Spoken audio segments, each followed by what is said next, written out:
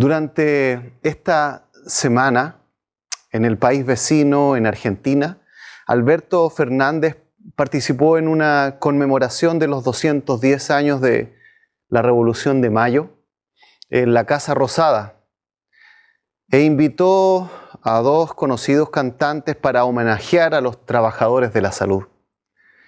Ellos interpretaron una canción cuyo título es Cuando llegue el alba, y me gustaría leer parte de la segunda estrofa que dice así: noche adentro irá, vencida de amor, la tristeza gris de mi corazón, cuando llegue el alba, viviré, viviré. Esta canción, si nos damos cuenta, habla de un anhelo por tener esperanza en medio de la situación tan compleja y difícil que vivimos como mundo. Es una canción que busca esperanza. Todos los seres humanos la buscamos. Todos queremos algo a lo cual aferrarnos en medio de las dificultades que atravesamos. Sin embargo, y este es el punto, ¿dónde podemos encontrar esta esperanza? Porque si dejamos a Dios de lado, si lo consideramos que es solamente un atisbo de lo que fue una cultura pasada y que ahora en este siglo XXI no lo necesitamos, entonces nos quedamos sin esperanza. Christopher Hitchens, un escritor norteamericano ateo quien falleció de cáncer hace ya más de 10 años atrás, escribió una frase que habla acerca de la visión de la muerte de una persona que no cree en Dios. Y él dijo lo siguiente: nos sucederá a todos que en algún momento te tocarán el hombro y te dirán, no solo que la fiesta ha terminado, sino algo peor, la fiesta sigue, pero tienes que irte. El día de hoy hablaremos y buscaremos en la palabra de Dios cuál es la fuente de nuestra esperanza. Y la Biblia nos dice que esa esperanza está en conocer a Dios y en estar en una relación personal con ese Dios. Sin embargo, para poder estar en esa relación personal, necesitamos que sea Dios a través del Espíritu Santo quien trabaje en nuestras vidas. Por eso hablaremos acerca de la triple obra del Espíritu Santo. Y me gustaría leer en el Evangelio de Juan, en el capítulo 16, desde la segunda parte del versículo 4 hasta el 15, dice: esto no os lo dije al principio porque yo estaba con vosotros, pero ahora voy al que me envió, y ninguno de vosotros me pregunta, ¿a dónde vas? Antes, porque os he dicho estas cosas, tristeza ha llenado vuestro corazón. Pero yo os digo la verdad, os conviene que yo me vaya, porque si no me fuese, el Consolador no vendría a vosotros, mas si me fuere, os lo enviaré. Y cuando Él venga, convencerá al mundo de pecado, de justicia y de juicio. De pecado por cuanto no creen en mí, de justicia por cuanto voy al Padre y no me veréis más, y de juicio por cuanto el príncipe de este mundo ha sido ya juzgado. Aún tengo muchas cosas que deciros, pero ahora no las podéis sobrellevar. Pero cuando venga el Espíritu de verdad, Él os guiará a toda la verdad, porque no hablará por su propia cuenta, sino que hablará todo lo que oyere, y os hará saber las cosas que habrán de venir. Él me glorificará, porque tomará de lo mío y os lo hará saber. Todo lo que tiene el Padre es mío, por eso dije que tomará de lo mío y os lo hará saber. Padre, te damos las gracias en este momento que podemos abrir tu palabra y queremos pedirte que nos permitas no solo comprender desde un punto de vista intelectual lo que ella dice, sino que tú lo puedas aplicar a nuestras vidas para encontrar esta verdadera fuente de esperanza que se halla en Jesús. Te lo pedimos en su nombre. Amén. La triple obra del Espíritu Santo. En este pasaje podemos ver la obra del Espíritu de Dios en aquella persona que no es creyente y también podemos ver la obra del Espíritu Santo en la persona que es un creyente. Vamos a tomar en primer lugar la obra de Dios, la obra del Espíritu de Dios en la vida de una persona que es un incrédulo.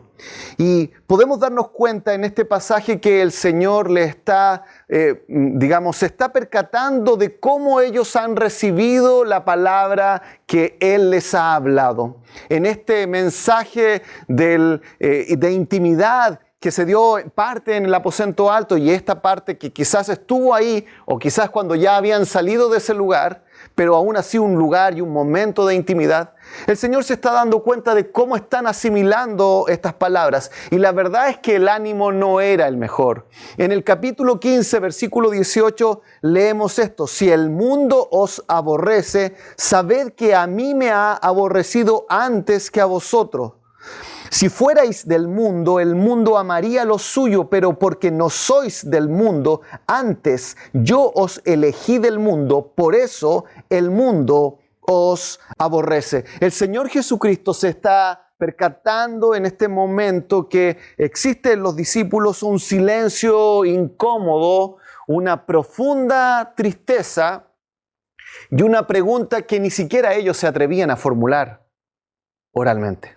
Fíjense cómo comienza este pasaje de Juan 16. Dice: esto no os lo dije al principio porque yo estaba con vosotros, pero ahora voy al que me envió. Y ninguno de vosotros me pregunta: ¿a dónde vas? Antes, porque os he dicho estas cosas, tristeza ha llenado vuestro corazón. Estos discípulos que habían escuchado a Jesús en este discurso de intimidad, de pronto escucharon noticias que no eran muy agradables. Les dijo el Señor que el mundo les iba a aborrecer, los iba a odiar. Como decíamos la semana pasada, amados por Dios, pero odiados por este mundo. Y la verdad es que eso seguramente produjo en ese momento un silencio incómodo. Ese silencio que uno podría de alguna manera incluso cortarlo con una tijera.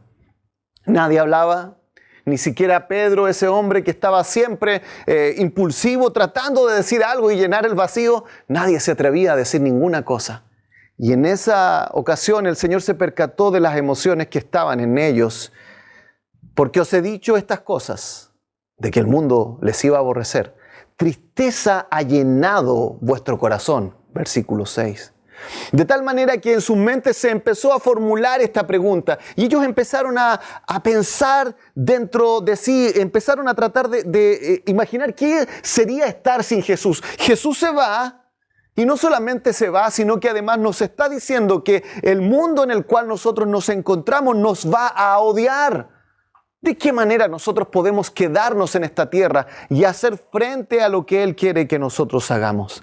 Y es en esta ocasión en el cual el Señor les vuelve a recordar la necesidad que el Espíritu Santo esté en sus vidas y esté trabajando en estos tiempos. Y dice así el versículo 7, pero yo os digo la verdad, os conviene que yo me vaya, porque si no me fuese, el Consolador no vendría a vosotros, mas si me fuere, os lo enviaré. Anteriormente, el Señor Jesucristo en el capítulo 14, versículos 16 y 17, se refiere a esto de la venida del Espíritu Santo y les dice así: y yo rogaré al Padre y os dará otro Consolador para que esté con vosotros para siempre. El Espíritu de verdad, al cual el mundo no puede recibir porque no le ve ni le conoce, pero vosotros le conocéis porque mora con vosotros y estará en vosotros. Es en este momento entonces el cual el Señor le asegura la importancia. Es un tema clave que nosotros lo tengamos claro, que el Espíritu Santo va a hacer una obra en medio de los creyentes y también va a trabajar en el mundo incrédulo. Y en este momento el Señor les va a describir la obra triple del Espíritu Santo en la vida de aquellos que no son creyentes. Y eso lo podemos ver en Juan 16, versículo 8, donde el Señor dice: y cuando Él venga, convencerá al mundo de pecado, de justicia y de juicio. Tratemos de analizar un minuto lo que el Señor está diciendo en este versículo. Esta obra triple del Espíritu Santo en la vida de aquellos que no le conocen, de aquellos que son hostiles al Evangelio, que les parece que esta es una idea pasada. pero que de pronto se dan cuenta que necesitan el mensaje de Dios. Dice en este pasaje, en ese versículo, que la obra que el Espíritu Santo va a hacer es convencer. Y para poder comprender mejor lo que el Espíritu Santo hace, es bueno darse cuenta que en este mismo evangelio aparece esta misma palabra en el original, en el griego, pero escrita en un contexto diferente y traducida de una manera diferente, que nos va a ayudar a entender mejor lo que el Señor está diciendo. En primer lugar, en Juan capítulo 3, versículo 20, cuando el Señor está hablando con Nicodemo, dice así: porque todo aquel que hace lo malo aborrece la luz y no viene a la luz para que sus obras no sean reprendidas. En segundo lugar, la palabra de Dios nos muestra una ocasión en la cual había una mujer que había sido rodeada de hombres que estaban listos para apedrearla. Ellos habían sido muy buenos, muy hábiles en darse cuenta que esa mujer había pecado, había sido infiel con su esposo, y ellos estaban dispuestos a tirarle y arrojarle piedras, tal como decía la ley judía. Sin embargo, el Señor usa esta frase clave que la mayoría conoce, que dice que el que sea libre de pecado lance la primera piedra. Y es en ese contexto que Juan 8:9 dice lo siguiente: pero ellos, al oír esto, acusados por su conciencia, salían uno a uno. Juan 8:9. Y en ese mismo pasaje, en el capítulo 8, versículo 46, hablando de sí mismo, el Señor dice: ¿quién de vosotros me redarguye de pecado? Pues si digo la verdad, ¿por qué vosotros no me creéis?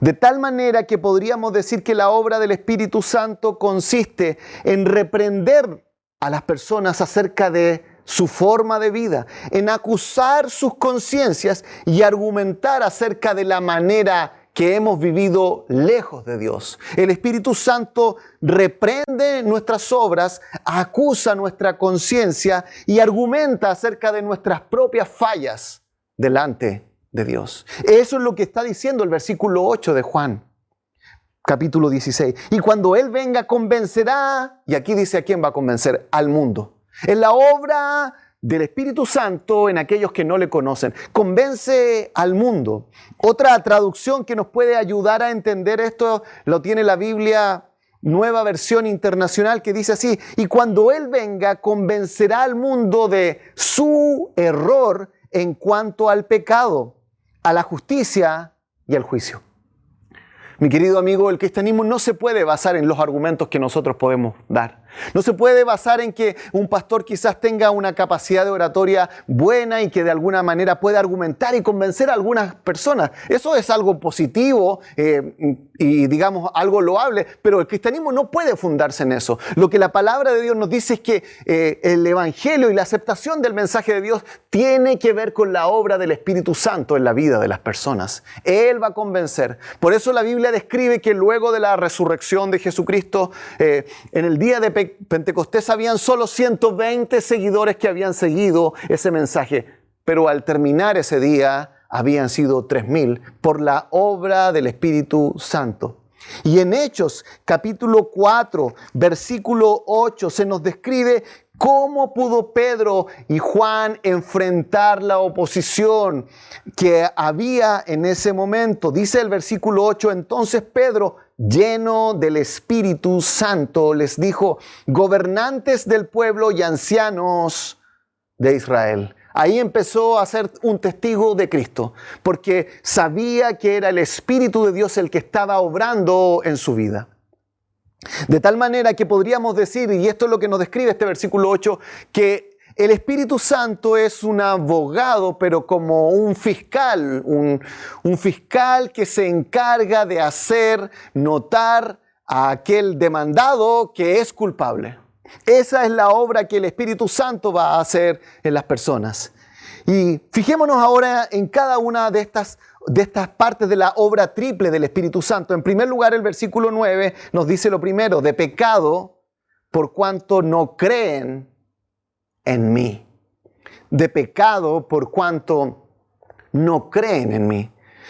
Fíjate la manera peculiar que la Biblia está describiendo el pecado. No define el pecado por aquellas cosas que algunos hacen particulares, ¿no es cierto? No nos describe, ni siquiera habla en plural de pecados, habla de pecado y lo define de esta manera: por cuanto no creen en mí. Esta palabra pecado el día de hoy no se usa, está completamente en desuso y el único contexto en el cual cada uno de nosotros la escucha tiene que ver con algo religioso. Tiene que ver a lo mejor con algún tipo de culto, cuando alguien lee la Biblia o alguna canción que hable del tema religioso. Pero esta palabra pecado en el tiempo antes de Cristo se utilizaba en el mundo secular. Homero, este hombre griego, dice lo siguiente, que pecado significaba no acertar, fallar. Y la Biblia está diciendo que el ser humano ha fallado, no ha acertado por cuanto no creen en Él. Por eso la obra del Espíritu Santo es demostrarnos a un nivel personal que hemos quedado cortos moralmente al mirar nuestra vida y al mirar quién es Jesús. Y nosotros podríamos preguntarnos a un nivel personal: ¿cuántas veces no he acertado en mis palabras? ¿Cuántas veces no he acertado en el juicio que me he hecho de una persona en particular? ¿Cuántas veces a lo mejor he juzgado una situación y me he dado cuenta que me he equivocado? ¿Cuántas veces a lo mejor he hecho algo y luego me he dado cuenta que ese momento de arrebato estuvo de más y no debiese haberse hecho? Por eso es que la Biblia dice que la obra del Espíritu Santo consiste en llegar a la vida de la persona y empezar a trabajar para convencerlo, para acusar su conciencia y darle demostración y decirle: tú no eres aquel estándar moral para medir todas las cosas. Tú no eres mejor que a lo mejor el promedio de las personas.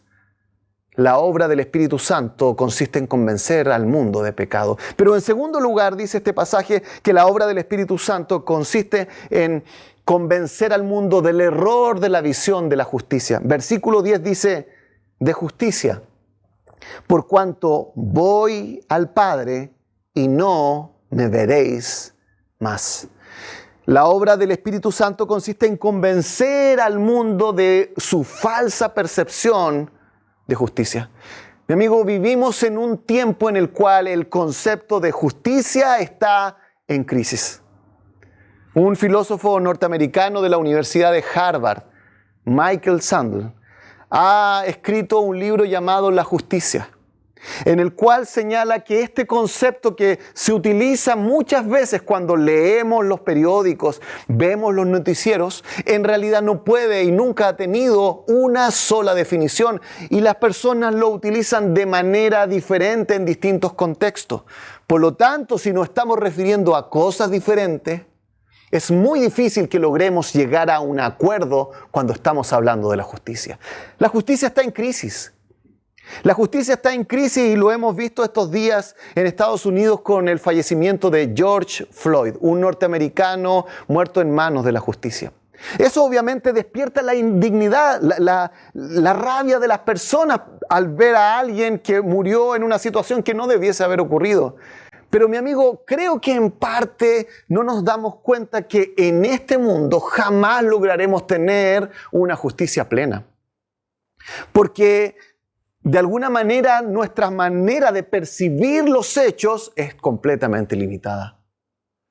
Hace unos años atrás tuve la oportunidad de hablar con un fiscal y él me comentaba que a veces el lograr llegar y perseguir al final un caso no era tan sencillo, porque las evidencias a veces no eran las que se hubiesen requerido. De tal manera que muchas veces había, digámoslo así,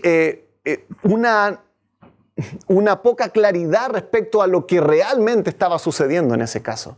La justicia en este mundo jamás va a ser perfecta. Por eso la Biblia dice que el Espíritu Santo tiene que venir y convencernos de que nosotros hemos fallado, hemos errado, hemos pecado. Pero por otro lado, que la justicia, tal como nosotros la queremos definir, tal como nos gustaría que fuera, nos gustaría tener un mundo justo, va a ser imposible en términos humanos. Porque nuestro conocimiento es limitado. Y porque nuestras percepciones de justicia pueden ser muy variadas. Eso es lo que va a hacer entonces el Espíritu Santo. Y en tercer lugar dice que su obra consiste en el juicio. Dice el versículo 11, y de juicio, por cuanto el príncipe de este mundo ya ha sido juzgado. Si vamos un poco anterior a lo que dice este evangelio, en el capítulo 12, versículo 31, leemos lo siguiente. Ahora es el juicio de este mundo. Ahora el príncipe de este mundo será echado fuera. Mi amigo, pecado, justicia y juicio. Estas tres áreas en nuestra vida están distorsionadas y es el Espíritu Santo el que tiene que venir a nuestras vidas y hacernos darnos cuenta de que tenemos una percepción equivocada. Porque a veces pensamos que nosotros no somos tan malos, que de alguna manera nuestra vida es relativamente justa y que nosotros somos la medida para discernir lo que es justo e injusto. Nosotros somos los que hacemos juicio. Por eso el apóstol Pablo señaló en el libro de Romanos capítulo 10, versículo 3, cuál era el fallo fundamental del judaísmo. Y dijo lo siguiente, ignorando la justicia de Dios y procurando establecer la suya propia. Ahí está el problema. Ellos habían ignorado la justicia de Dios, esa justicia perfecta, y habían logrado colocar un sustituto, un sucedáneo que nunca iba a estar a la altura. La justicia propia. Nosotros somos el árbitro supremo. Mi amigo, por eso uno de los títulos de la Biblia para referirse a Dios es el juez justo. No hay oportunidad de otro juez justo. O Dios es el juez justo o no hay posibilidad de juicio justo completo en esta tierra. Y también él dice, Pablo, hablando acerca de la obra que Dios hace en la salvación, dice, nos salvó, no por obras de justicia que nosotros hubiéramos hecho, sino por su misericordia, por el lavamiento de la regeneración y por la renovación en el Espíritu Santo. Tito 3:5. Ese es el Espíritu Santo entonces el que tiene que venir a la vida de la persona y convencerlo de pecado, de su falsa justicia y de su incapacidad para hacer juicio. Y yo te pregunto, ¿has sido consciente de eso? ¿Ha llegado un momento en tu vida en el cual te has dado cuenta que tú, la sociedad, el grupo al cual te sientes pertenecer no es la medida de todas las cosas? Y de que esa medida de todas las cosas nunca la encontraremos a un nivel horizontal. Por eso el Espíritu Santo tiene una labor, podríamos decir, amarga para el corazón de la persona en cierto aspecto. Primero tiene que ver los problemas, tiene que conocer esta mala noticia de que nosotros nunca encontraremos la plena justicia en esta tierra. Pero en segundo lugar, el Señor les va a decir cuál es la obra del Espíritu Santo, la triple obra del Espíritu Santo en la vida de aquellos que creen en Él. Y fíjense conmigo en los versículos 12 en adelante, dice, aún tengo muchas cosas que deciros, pero ahora no las podéis sobrellevar. Pero cuando venga el Espíritu de verdad, Él os guiará a toda la verdad, porque no hablará por su propia cuenta, sino que hablará todo lo que oyere y os hará saber las cosas que habrán de venir. Justicia, juicio y ahora Jesús añade verdad. ¿Acaso estos temas no son relevantes el día de hoy? Y aquí el Señor está hablando de la obra del Espíritu Santo en la vida de aquellos que han aceptado el mensaje del Evangelio. Y lo primero que está diciendo es lo siguiente, que el Espíritu Santo nos guía a toda verdad. Eso dice el versículo 13. Pero cuando venga el Espíritu de verdad, Él los guiará a toda la verdad.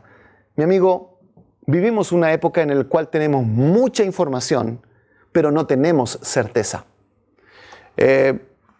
Nos enteramos de una noticia en particular y de pronto vemos que unos opinan a favor, otros en contra y cada uno da muchos argumentos, de tal manera que luego de haber escuchado quizás 10 versiones diferentes, lo único que tenemos es un signo de interrogación y nos preguntamos, ¿he avanzado algo cuando no sabía acerca de este tema?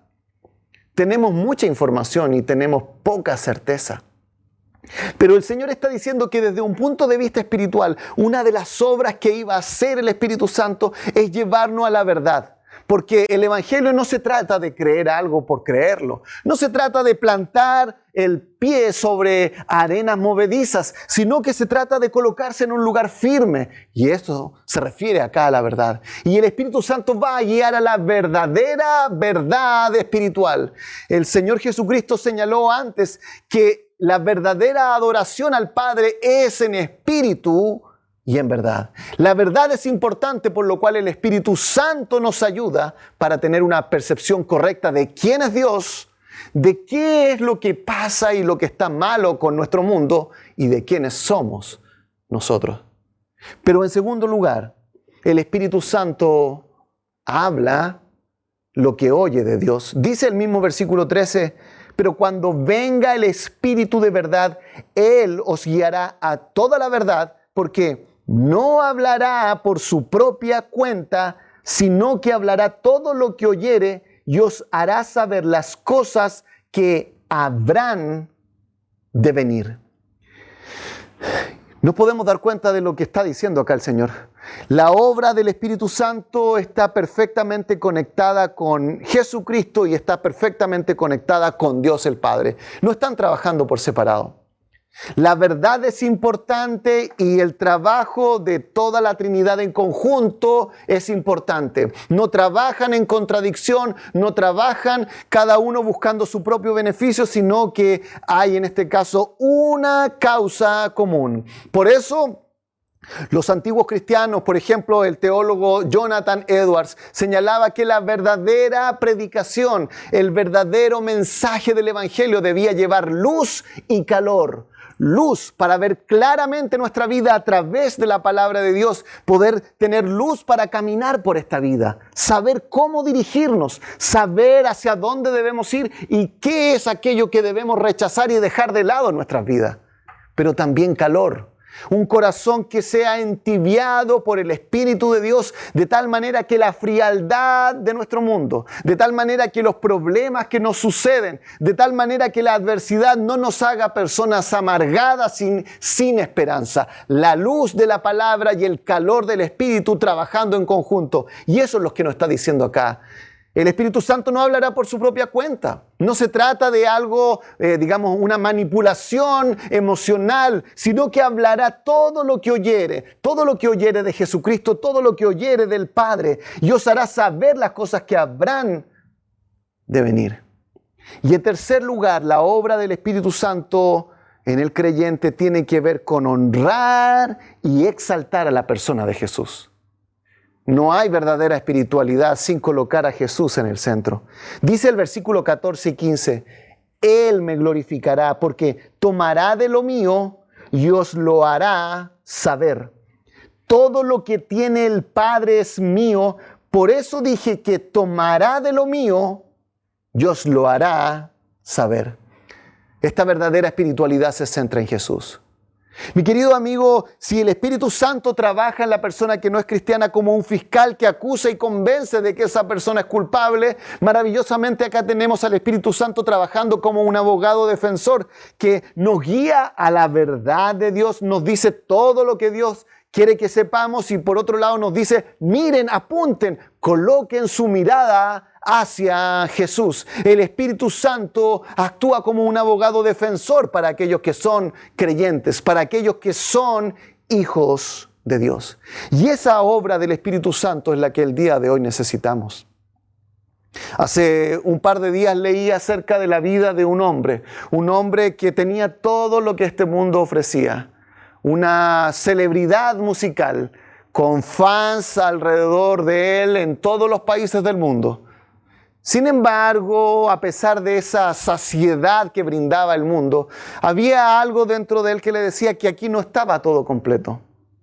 El abuso de las drogas, el darse cuenta que no podía controlar muchas veces el cómo absorbía esa fama, le llevó un momento a darse cuenta que lo que tenía que hacer era apuntar a su relación con Dios. De pronto Dios empezó a trabajar en él, de que no solamente necesitaba un conocimiento intelectual de que era Dios, no solamente necesitaba un conocimiento, ¿no es cierto?, de leer cosas acerca de Dios en la Biblia, sino una relación personal. Y esa es la obra del Espíritu Santo, convenciendo al corazón, trabajando en la vida de la persona y mostrándole la necesidad profunda de Dios. Y mi amigo, te quiero decir y te quiero preguntar, ¿ha trabajado Dios así en tu vida? ¿Tú has llegado a estar convencido de tu propia pecaminosidad, de tu falta de justicia y también de a lo mejor tus juicios apresurados respecto a todo lo que sucede a tu alrededor? El príncipe de este mundo ha sido juzgado, dice la palabra del Señor. El príncipe del mundo que se levantó teniendo mucho más conocimiento, sabiduría que tú y yo, fue juzgado y Dios dijo, tú no eres el juez de todas las cosas, yo soy el juez justo. ¿Cuánto más tú y yo? Al principio hablábamos de lo que ocurrió en la Argentina. Esta canción que hablaba de esta esperanza y decía, cuando llegue el alba, viviré. Y la pregunta es, ¿viviré? Cuando termine esta pandemia, cuando toda esta situación mundial haya pasado, ¿viviremos? No lo podemos asegurar. Porque sabemos que de alguna manera el paso de las semanas ha ido agravando la situación de salud, no solamente en Chile, sino en todo el mundo. Y nos damos cuenta que incluso aquellos que conocen del área de salud no saben cómo actuar, porque estamos enfrentando una situación desconocida y la incertidumbre es aquello que está delante de nosotros. Por eso mi pregunta para ti es esta: ¿dónde buscamos un fundamento seguro de esperanza? Ahora, con lo que he dicho, alguien podría pensar, ¿sabes qué? La religión es vergüenza y culpa. De lo único que me has hablado es acerca del pecado, de mi injusticia, de mi falta de juicio. Y mi amigo, déjame decirte esto: el cristianismo es vergüenza y culpa. Porque antes que vengan las buenas nuevas, tienen que venir las malas nuevas. El cristianismo es vergüenza y culpa. El cristianismo es mirarte a ti mismo y darte cuenta de que eres culpable, de que has fallado, de que si el día de hoy te toca partir de esta tierra, has hecho muchas cosas que han estado mal. Y que eso de alguna manera de pronto te avergüenza. Esa es la obra que el Espíritu hace en tu vida. Hay dos tipos de personas nomás en este mundo. Aquellos que han muerto al pecado pues han creído en Jesús, o aquellos que han muerto en pecado pues han creído en sí mismos. Por eso la Biblia dice en el libro de Oseas, capítulo 6, versículo 1, venid y volvamos a Jehová, porque Él arrebató y nos curará, hirió y nos vendará. No sé si notas acá que se dice que Dios arrebata y hiere. Y antes de que Dios te cure y te vende, debes ser arrebatado, herido. Debes verte a ti mismo y ver tus llagas e ir delante de Dios con ellas. Para ser sanado, primeramente debes darte cuenta que estás enfermo. Y la manera en la cual Dios te puede dar una esperanza que no dependa de estas circunstancias, que no dependa de la gran recesión económica que se avecina, que no dependa del contexto en el cual nos encontramos, es que tu esperanza esté puesta en un ser inmutable, que no cambia, que no es afectado por el contexto. Y ese es Dios. La Biblia dice que Dios se hizo hombre en la persona de Jesucristo y vivió esta tierra una vida perfecta que tú y yo jamás hemos vivido. Nadie pudo redarguirle de pecado. El Señor Jesucristo fue la encarnación de la verdadera justicia. Siempre hizo un juicio correcto con toda la evidencia disponible. Siempre habló la verdad. Y dice la palabra de Dios que Él fue voluntariamente a la cruz del Calvario. Y en ese monte, en el monte Calvario, Él entregó su vida por ti. Él sacrificó su vida por ti y derramó su sangre. Sin embargo, la Biblia dice que resucitó, derrotó la muerte y obtuvo la victoria. Mi amigo, ¿quieres una esperanza inconmovible? Ven a Jesucristo y entrégale tu vida. Que el Espíritu Santo pueda convencerte y trabajar en tu corazón. Padre, gracias te damos a esta hora, porque en este pasaje se nos muestra que la iglesia va al rotundo fracaso si cree que los programas, la planificación nuestra va a lograr algún resultado en el mundo espiritual. Oh Señor, acá nos encontramos como cualquier niño absolutamente dependiente de su padre. Necesitamos de ti, necesitamos tu obra. Necesitamos que tú te puedas mover y manifestar en tu iglesia para que de esa manera podamos nosotros ver la obra tuya en nuestras vidas, ser guiados a toda verdad, escuchar las palabras del Padre y que Jesucristo sea glorificado y puesto en alto. Pero Padre, también quiero pedirte por aquellos que no te conocen, Señor, que el Espíritu Santo pueda usar a tus hijos para hablar la verdad de Dios, pero Señor, nunca solos, sino que sea el Espíritu de Dios el que pueda convencer al pecador de que sin Cristo va a condenación eterna, a un infierno lejos por toda la eternidad del Padre, y que necesitan volverse a ti. Oh Señor, usa el dolor, usa la aflicción, usa, Dios mío, Señor, una situación incómoda en nuestra vida, para que de esa manera podamos irte a ti. Gracias, Señor. Y dejamos esto en el nombre de Jesús. Amén.